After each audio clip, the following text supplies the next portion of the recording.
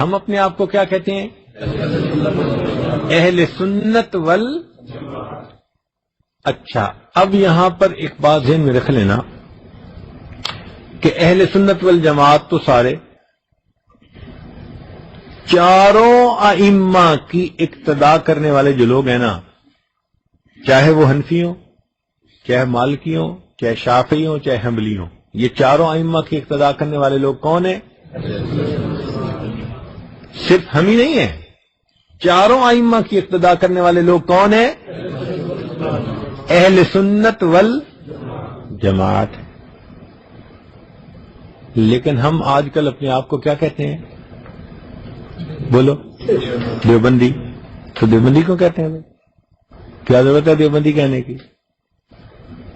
اس کی ایک وجہ ہے۔ وجہ یہ ہے کہ جب ملاوٹ کسی چیز میں ہوتی جائے نا، تو پھر کھری چیز کو بیان کرنے کے لیے ذرا تفصیل کرنی پڑ جاتی ہے۔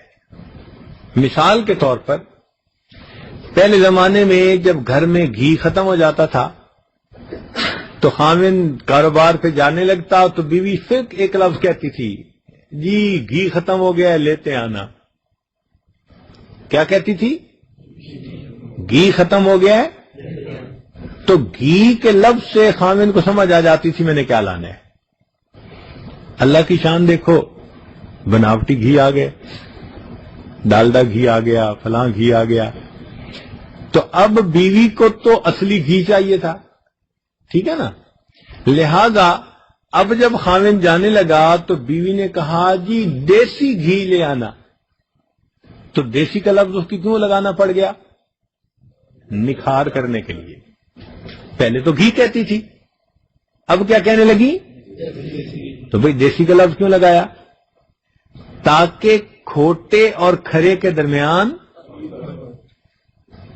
اصل اور نقل کے درمیان امتیاز ہو سکے۔ اب اس کو یہ لفظ لگانا پڑ گیا، یہ مجبوری تھی اس کی۔ تو اس نے خاوند کو کیا کہا؟ جی کیا لے آنا؟ دیسی گھی لے آنا۔ اب کیا ہوا کہ لوگوں نے وہ دیسی گھی حاصل کرنے کا طریقہ یہ نکالا کہ دودھ کے اندر ڈالڈے گھی ڈال دیے دہی جمانے سے پہلے، اور پھر اس کا انہوں نے جو ہے نا وہ مکھن نکال کے گھی نکالا، تو یہ پھر ملاوٹ والا۔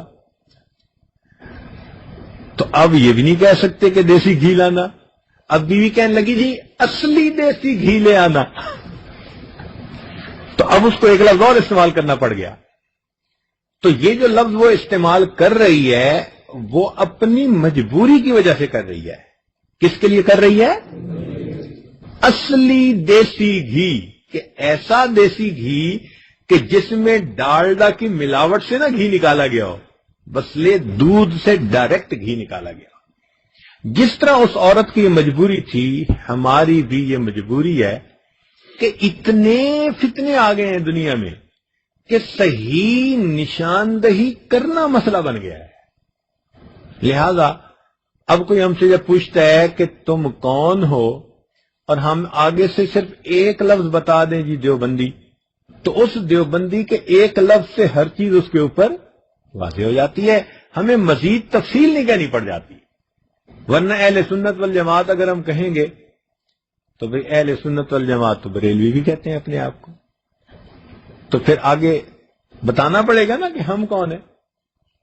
بات سمجھ گئے نا؟ تو اس لیے یہ مجبوری ہے کہ ہمیں اپنی شناخت کے لیے ایک لفظ استعمال کرنا پڑتا ہے۔ اصل لفظ تو ہے اہل سنت لیکن اگر اہل سنت والجماعت کے آگے اندر بتانا پڑے تو ہم کیا بتاتے ہیں؟ تو ایک لفظ سے سارا مسئلہ حل ہو جاتا ہے، لوگوں کو پتہ چل جاتا ہے۔